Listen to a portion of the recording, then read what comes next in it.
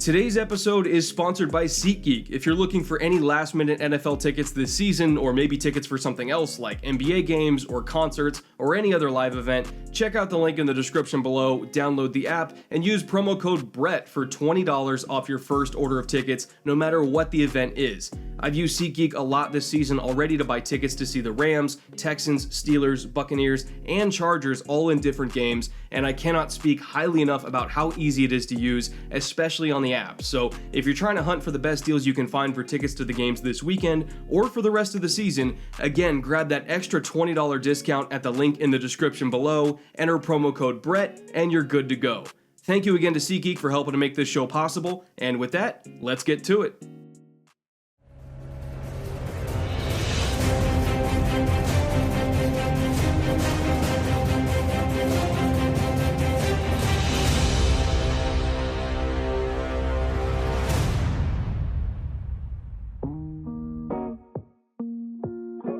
I'll admit that I wasn't ready for Luke Kuechly to be done playing football. He wasn't even 30 years old yet. I thought we still had maybe 5 years left before he even considered hanging up his cleats. And to be honest, just looking at the pain in his face when he announced his retirement, he probably thought that too. It just all seems so sudden. I'm not sure if I'm ever going to see another linebacker like Kuechly again, and to a degree, I think that's what makes losing him so heartbreaking for everyone. We as fans use the terms generational and one of a kind to define some great players, even perhaps too liberally at times.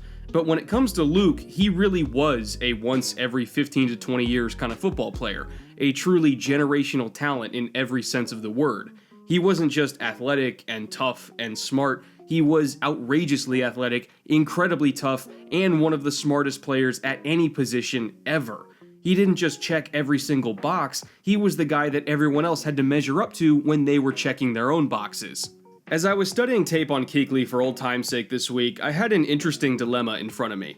I wanted to try to convey why Luke was such a damn good player in only 20 minutes or less, but by the time I finished charting all of the plays I wanted to show, well, let's just say that if I broke them all down, this video would have made The Irishman look short. So, to compromise, I chose 3 or 4 plays from a couple different seasons earlier in Luke's career that can illustrate his one signature trait that I think made him not just the best linebacker of the past decade, but also one of the best linebackers of all time.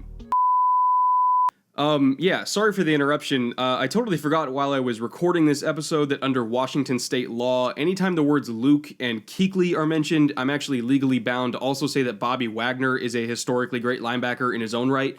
I know this episode has nothing to do with Wagner at all, but, you know, rules are rules. I just want to give you guys a preemptive explanation of why there's probably a lot of Seahawks fans down in the comment section talking about Bobby Wagner. They're just doing their civic duty, so don't mind them. It's not their fault. They really can't help it. Now, with that out of the way, again, Bobby's great too. Let's move the fuck on.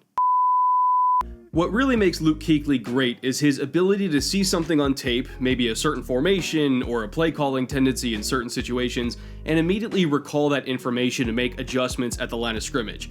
There was one play in particular back in 2013, late in the season, that while maybe innocuous and not really seen as a career highlight, it still kind of represented everything that made Kuechly such a dominant player. It was 3rd and 7 early in the fourth quarter in a really tight 4-point game that the Panthers just barely ended up winning in the end, and the Saints are in an I formation out of 11 personnel, using backup tight end Ben Watson as a pseudo fullback on the play.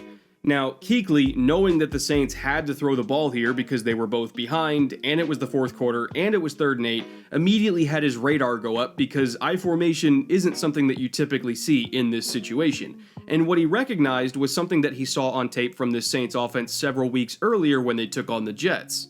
Back in week 9 of that season, New Orleans ran a screen pass to Pierre Thomas, also out of an I formation on an obvious passing down, and that play netted them 9 yards. And the reason why that play was effective, and why Kuechly made sure to remember it, was because running that halfback screen out of the eye lets the fullback immediately shoot through the gap and engage the Mike linebacker out in space early. There's no baiting and waiting, no trying to draw him away with the quarterback's eyes or misdirection to put him in a bad position. They're just blocking him right off the bat so that he can't get a clean read on the play and shoot either over or under the lineman to tackle it for a loss.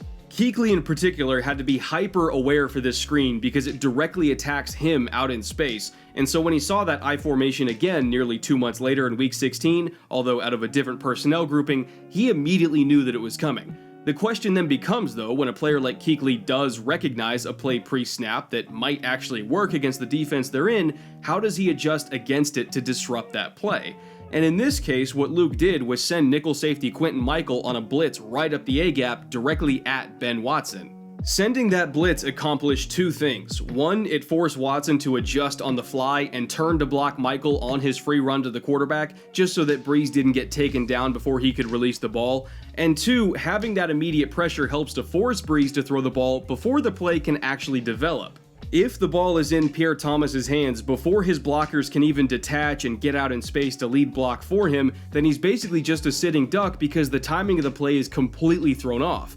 And the one guy that would have taken Kuechly out of it, Ben Watson, is now no longer blocking for him either, so Luke is free to just do whatever he wants. Changing to this blitz was a brilliant call by Kuechly, and you can even see him staring down Thomas the entire time, waiting for that screen to be thrown just so he could close on it before the blocks could develop. The result was a 5-yard loss on the play, and this was the second consecutive drive late in that game that Kuechly ended basically all by himself, helping to ensure that the Panthers would get the win and ultimately win the division that year too because of this game's result.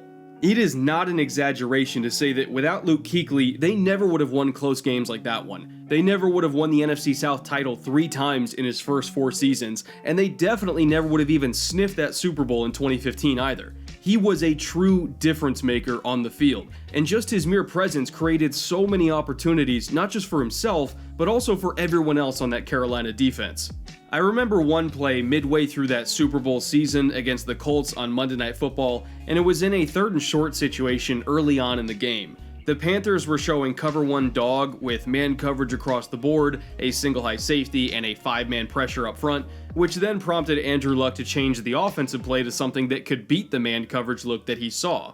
Kuechly, who thinks like a quarterback himself, recognized that Luck was likely checking into some kind of rub concept or maybe a crack toss outside, so he immediately changed the defense as well to a cover 2 zone. And what a cover 2 does is it keeps 5 zone defenders underneath, and it protects the flat so that linebackers or corners that are traveling with motion do not get easily out-leveraged by quick passes or toss plays to running backs outside.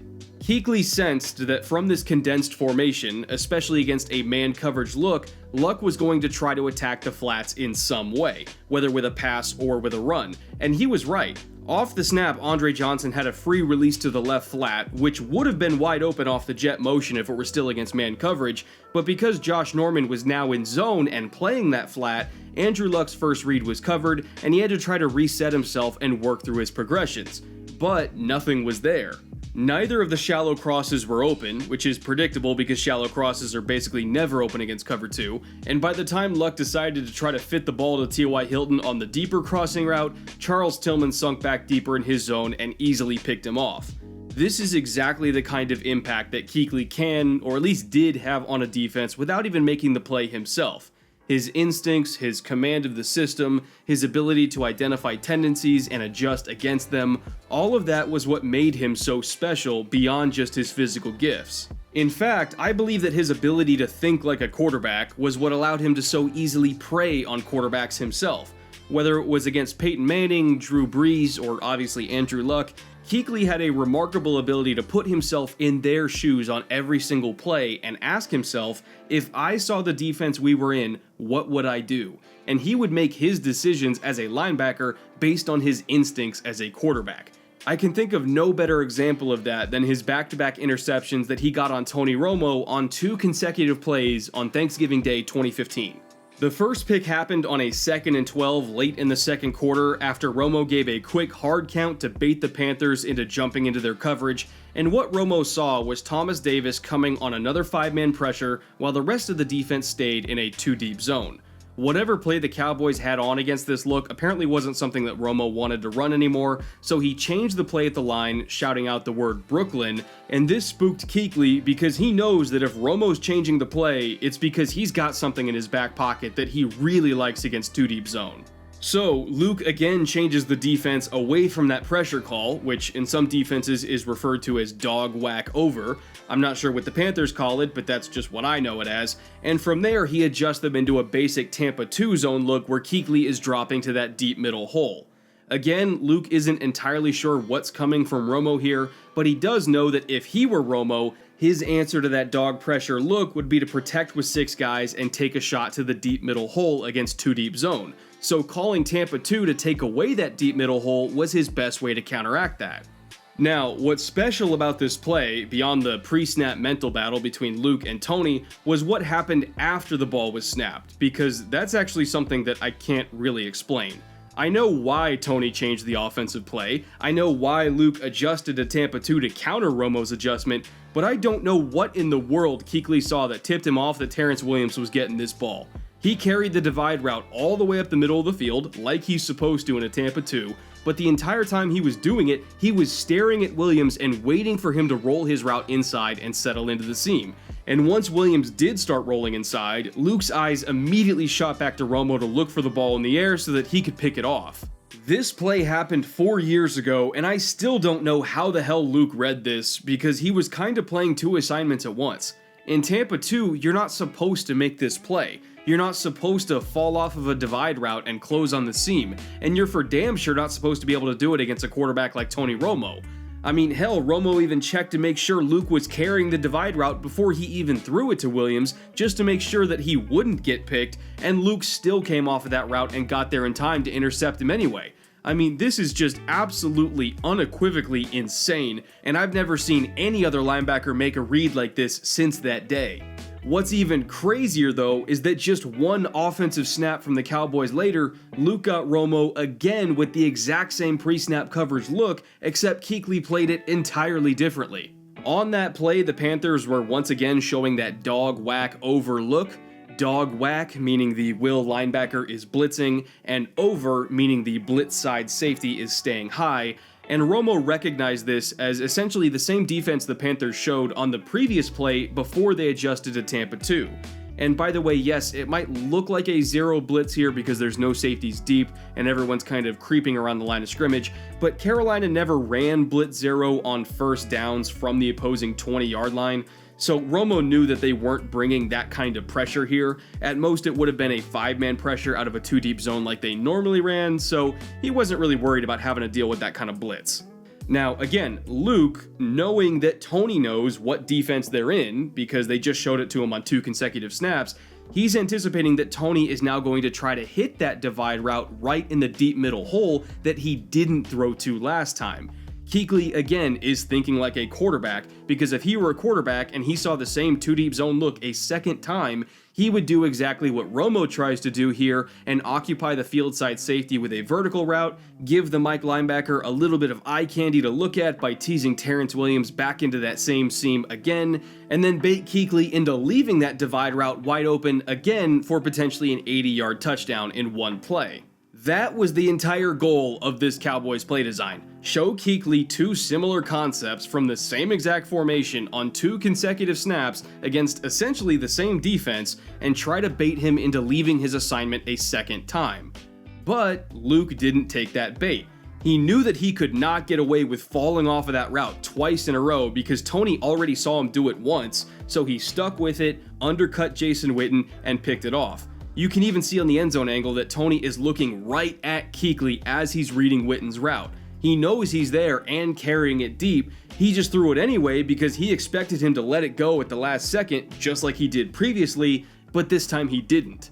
If you want to know why Luke Kuechly is arguably the greatest linebacker of his generation, if you want to know why quarterbacks absolutely despised playing against him, that sequence of plays is why. Luke plays defense like an offensive coordinator. Hell, if some team offered him an OC job right now, he'd probably be pretty damn good at it because he knows some of these systems just as well as the quarterbacks do.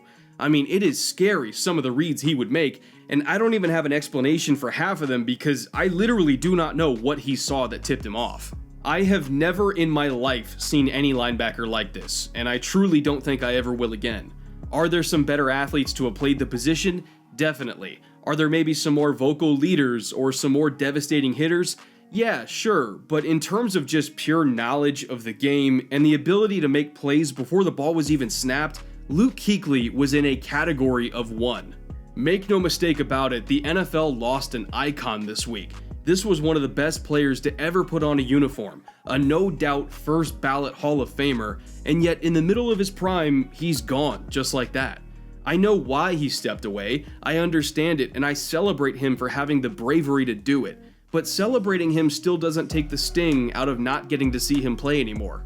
This is a heartbreaking situation all around, undoubtedly for Luke himself more than anyone else. So I guess we as fans can really only do one thing to make ourselves feel better in times like this. Say thank you. So thank you, Luke, for everything you did for Charlotte on and off the field. Thank you for the memories you created for your own fans and for the healthy frustration you caused for the rest of us. I can't say that it was ever a pleasure to play against you, but it was definitely a pleasure watching you play against everyone else. You're a one-of-a-kind football player and a one-of-a-kind person, so whatever you decide to do now, I sincerely wish you the best. You've earned this retirement, Luke. Rest up, keep pounding, and in 5 years, we'll see you in Canton.